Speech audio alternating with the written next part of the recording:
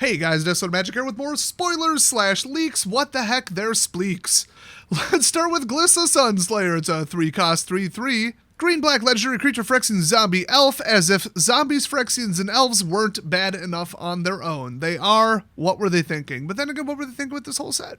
Oh, let's bring that infect back. That's what the kids like. Everybody's always talking about that there infect. Let's do that again. It's popular.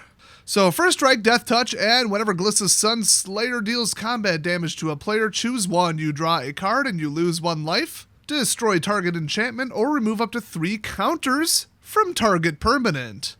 What? Is this an anti-infect mirror match card? I mean, the strongest infect is in white, so I mean, you can't just say, oh, Phyrexian equals infect 100% of the time. That's not true, but yeah, Phyrexians fighting off Phyrexians. You know what? Why don't they team up and fight WotC? How about that? Oh, so R.I.P. Glissa. I barely knew ya. Like, legit, I don't remember what she did in the story. So next up, Azuri, Stalker of Spheres. I told ya, all will be round. So it's a 4-cost 3/3 green-blue legendary creature, Phyrexian Elf Warrior, and when Azuri, Stalker of the Spheres enters the battlefield, you may pay 3. If you do, I can't even say it. Oh, it makes me choke on it. It makes me want to throw up just saying the word. Proliferate twice. Which is coincidentally a number of times going to punch you in the face if you play a proliferate deck. But then whenever you proliferate, draw a card, so you also get 2 cards. I mean, yeah, you add up the mana, it's a lot, but this is crap, dude.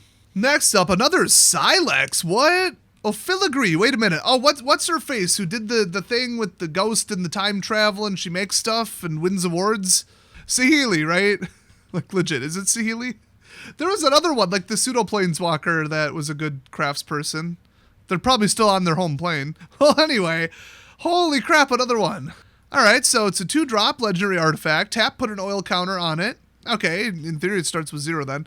Tap it, sacrifice the Filigree Silex, destroy each non-land permanent with mana value equal to the number of oil counters on the Filigree Silex. Okay, and tap, remove 10 oil counters, good luck, from among permanents you control. Oh, okay. The other 2 didn't say that. Okay, you sack it, and then you do 10 damage to any target. That's a player, planeswalker, creature, whatever. Okay, this isn't too bad. I mean, it's kind of neat. I'm kind of done with the whole board wipe thing, but if you've got enough time to see it coming, you should probably play around it if you can. But giving every color access to a board wipe? Come on. This isn't even in the same class as Shadow Spear. That thing was a disaster. Giving every single color and deck archetype that thing with, what was it, Trample and Lifelink? You can't just do that, as it turned out. So this is like a 3 out of 10 on that scale, but still giving every single color board wipe, but it's like that delayed. And it's also not really a board wipe, it's equal. So it's, you know, it's not equal or less. So it's kind of tactical. I'll give it a pass. I don't think the game needed it, but whatever. Next up, Soulless Jailer. Oh, I didn't see this movie, but I'm pretty sure that's Nicolas Cage in the middle there. So it's a 2-cost artifact creature, Phyrexian Golem. Permanent cards in graveyards can't enter the battlefield. Yes, preach it, say words to me. Players can't cast non-creature spells from graveyards or exile. Yes, now we're talking. Any kind of graveyard jamming. The fact that this exists means we've already lost, but you know what? Accessible to all colors, 2-drop 0/4. I love it. I want to hug this card. Lock the door and eat the key. Desolator Magic. Next up, it's a Phyrexia Lucca Bound to Ruin. Now, in the book, like he died or his like pet died, and then in the, I don't know, cards he didn't or something. So nobody knows for sure what Lucca's story is because they didn't write it consistently. If that surprises you, you must be new to the whole WotC thing. Anyway, Lucca Bound to Ruin this game one way or another. Heyo. Is 2 generic plus 1 red plus 1 hybrid red-green plus 1 green. Oh, but the hybrid red-green is Phyrexian, so you could pay 2 mana instead. Get it down to 4, okay. Completed. So it explains the Phyrexian part, but then it comes out with 2 fewer loyalty counters if you shorted it. So that brings about for 3, otherwise it is 5. So 5 for 5 or 3 for 4. So plus 1, add 1 red and 1 green, so both together, 2 mana to your mana pool. Spend it only to cast creature spells or activate abilities of creatures because, you know, he's still OG Lucca. And then -3, create a 3/3 green Phyrexian Beast creature token with Toxic 1. Wonderful. And -4, he deals X damage divided as you choose among any number of target creatures and or planeswalkers, where X is the greatest power among creatures you controlled as you activated this ability. So they can still respond to it on the stack, but it's when it went on. Alright, so just good. I mean, he's not like overpowered, he's just decent.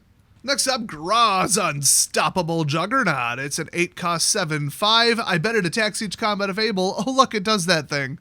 It is a legendary artifact creature Juggernaut. Okay, I mean, he does have a proper noun name, so that is usually how they do it. Not based on, you know, anything logical, like the fact that somebody shouldn't own 2 of a certain card. This is probably not too bad. Juggernauts you control can't be blocked by walls. Okay. Other creatures you control have base power and toughness 5/3 and are Juggernauts in addition to the other creature types. Holy crap. It's in addition, so you drop this in on top of like an elf ball deck, and now your elves are 5/3s, plus all the boosting. They don't lose any of their abilities, any of their, you know, +1/+1 to all elves, none of that. Not gonna lie, that's pretty spicy. But they don't gain trample, so it's probably a liability. Next up, Melira, the Living Cure. I knew it! I knew it. This ain't even a story spotlight, but if she can stop the Phyrexian oil, that is what they needed. I bet that's what they were gonna do to get out of this. So it's a 2-cost 3/3 legendary creature human scout. Holy crap. Okay, so 1 green, 1 white. If you would get 1 or more poison counters, instead you get 1 poison counter, and you can't get additional poison counters this turn. It's not much of a cure, that's more of a mitigation or a treatment, but okay. Exile Melira, the Living Cure. Choose another target creature or artifact when it's put into a graveyard this turn. Return that card to the battlefield under its owner's control. I thought I was going to say something about blah blah blah, do something, remove all poison counters, but I guess not. So, very, very disappointing and underwhelming.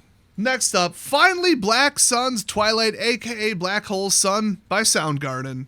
That looks like it could be one of their album covers too. So it's 1 black plus X, instant, rare, and up to 1 target creature gets -X until end of turn. Okay, a little variable drain. If X is 5 or more, return a creature card with mana value X or less from your graveyard to the battlefield tapped. Okay. I mean, this is just good. It's not like, oh, I have to have it, but it's good. It's removal. It's got a little 5 bonus. I mean, none of the Sun cards are that great. Next up, Vindictive Flamestoker. It's a 1/2 for 1 red, creature Phyrexian Wizard, and whenever you cast a non-creature spell, put an oil counter on it. Oh, I don't like where this is going. I already don't like its stats versus its cost. If you pay 7, okay, that's never going to happen. Sack Vindictive Flamestoker, discard your hand, then draw 4 cards. This ability costs 1 less to activate, for each oil counter on it. I mean, yeah, that's decent. It's just a generic red card, nothing too special, but useful. Next up, Bloated Contaminator. It's a 3-cost 4/4 Phyrexian Beast with Trample and Toxic 1.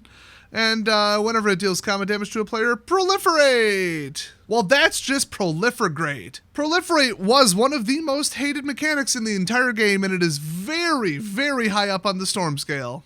Probably right up there with Infect. Next up, Encroaching Mycosynth. I don't think the Phyrexians even did Mycosynth. I thought that was like the people before him or whatever, but I don't know, whatever. It's a 4-cost blue artifact. Non-land permanents you control are artifacts, spray painter, in addition to its other types. The same is true for permanent spells you control and non-land permanent cards you own that aren't on the battlefield. Yeah, artifact affinity garbage, although you're either playing it or you're not. You can only put 4 of these in there, so I never really understood that. There better not be artifact affinity in this set. I haven't seen it yet. And it darn well better stay that way. So next up, Monument to Perfection. Really, it looks like asymmetric crap. It's a 2-cost artifact. Pay 3, tap and search library for a basic, sphere, or locus land card. Haven't seen that yet. Reveal it, put it into your hand, then shoofla. Wow, you can do that on a recurring basis. That's huge. I'm telling you, just with landfall decks, casual on up to competitive, you're looking at a $10 card minimum here. Okay, so pay 3. Oh my gosh. Monument to Perfection becomes a 9/9 Phyrexian construct artifact creature, loses all abilities, and gains indestructible and toxic 9. Okay, I hate this. I hate everything about this then. I thought it was OP before. Now I just hate it in principle. So activate only if there are 9 or more lands with different names among, oh, there you go, basic sphere and locust lands you control. Okay. This is like that 5-color prismatic dump crap that nobody plays. I mean, it's a fun, stupid commander deck that you can just do whatever with. You know, put Kenrith out there. But like, I still hate it in principle. But this is a very good card. Next up, Ivor, who knows, Bane of Bladehold. So we got a 4-cost, white, black, 3/4 legendary creature Phyrexia Knight with Battle Cry. Okay, I don't think we've seen that before. Whenever this creature attacks, each other attacking creature gets +1/+0 till end of turn. Hello. That's usually like a spell. I mean, geez, build that in and don't even pay for it? That's insane. You don't even have to leave it behind or anything. Like, you don't have to hit. It just happens. Damn. At the beginning of your combat, or at the beginning of combat on your turn, yeah, that one, the next time target creature would deal combat damage to 1 or more players this combat, there's that commander crap again, prevent that damage. If damage is prevented this way, ooh, create that many 1/1 colorless Phyrexian Might artifact creature tokens with Toxic, and this creature can't block. A defensive Toxic spawner, come on. I was with you right up until then. I suppose the Phyrexian Knight part and the white color could have given it away, but... Thanks, I hate it. Next up, oh, the Monumental Facade. I wonder what that is a reference to. I think they mean it, like, very literally. Like, I mean, there's 2 different definitions of facade. This could just be a facade, not a farce, you know what I mean? So it's a land, it's a sphere. Really want to see what the locusts are, though. The Monumental Facade enters the battlefield with 2 oil counters on it. Tap it, 1 colorless, cool. All right, generally not that useful, but remember, a lot of the Phyrexian cards, at least, are single color. So you can get away with this. So tap it, remove an oil counter from the Monumental Facade, put an oil counter on target artifact or creature you control, activate only as a sorcery. Okay, this is going to be like an automatic right here if you're building an oil deck. But the thing is, you're not, because nobody's going to play standard. Next up, Mirax, another sphere. All will be round. Taps for colorless, or otherwise you can tap it, add 1 mana of any color, activate only if Mirax entered the battlefield this turn. Okay, that's kind of neat. Pay 3, tap it, create a 1/1 Phyrexian Might. I want to die. Next up, Mind Splice Apparatus. It's a 4-cut. That is a picture of someone who designed that set right there. They got really wrecked on shrooms, okay? They got out their best, like, blue LED rave, you know, gear. They put some kind of, I don't know, some broken smart appliance on their head. Might be, I don't know, blender. And then they're like, let's bring back poison counters. That'd be great. So yeah, 4-cost blue artifact with flash. At the beginning of your upkeep, put an oil counter on Mind Splice Apparatus. And instant and sorcery spells you cast cost 1 less to cast for each oil counter on Mind Splice Apparatus. Holy crap, I hate it. Wow, enabling Haughty Djinn, enabling Hyper Control 3-color, you know, blue, black, white trash. Terrible. And you can even camp on a counterspell, then flash it in if you don't need it. This is just built for draw-go control decks, and I hate it. And that's the last one for today. So we did get some other leaked commander cards, but I don't want to like mix them in and confuse anyone here. There's actually 6 more that I'm keeping for the next one, just because I missed them and this video is long enough and I don't want to edit it already. But hey, thanks for watching this train wreck from a safe distance, and I'll see you guys next time.